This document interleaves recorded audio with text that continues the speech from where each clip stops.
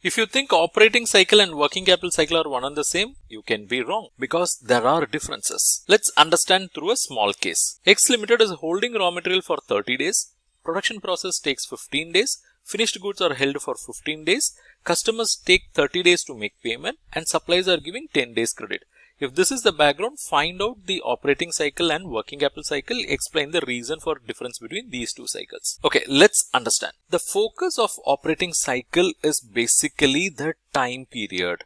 That is, for how many days I'm going to hold the raw materials. How many days are required for production process. For how many days finished goods will be held. How many days of credit will be given to the customers. So, it focuses the time period from raw material purchase till the cash collection. So we can say the operating cycle is inventory holding period plus debtors collection period. Look, the focus is on the period, that is for how many days these are held. But the working capital cycle also factors the credit support received from suppliers here. You take the case of inventory holding period. This inventory is going to have raw materials also. Let's say the raw material suppliers are giving 10 days credit. Then it means you are going to hold inventory for certain number of days, but of that 10 days is supported by the suppliers. We have to factor that, right? So what we do, from the operating cycle what we have calculated, we will deduct the creditors payment period and that will give the working capital cycle. Let's go back to our case itself to have better clarity. In the case it was mentioned, raw material will be held for 30 days. Work in progress is 15 days, finished goods is 15 days and debtors are going to take 30 days.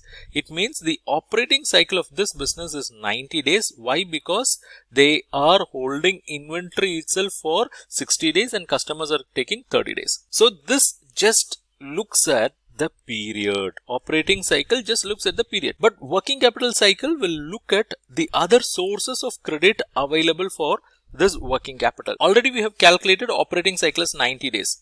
But we know creditors are giving 10 days of credit, right? So if we knock off that, we will get working capital cycle. 90 is what this business normally maintains, but 10 days is already supported by the creditors. So the working capital cycle is only 80 days. Only 80 days. So the reason for difference between these two cycles is the credit provided by the suppliers. Operating cycle focuses exclusively on the holding period, whereas working capital cycle focuses on the holding period adjusted for the credit availed. Do you wish to learn more? I invite you to check our Diamond Live membership. This is a membership program which will give you access to 130 plus pre-recorded online courses related to banking, credit, finance, accounting, costing and so on. It will also give you access to 100 plus ebooks related to these domains. Gives you access to all the live classes which we are going to conduct. Will also give you unlimited access to all the future e-publications in the form of courses, ebooks, templates and so on. So this membership program is only for those who want to be a lifelong learner. So if you are a lifelong learner and if you want to make use of this opportunity, you just have to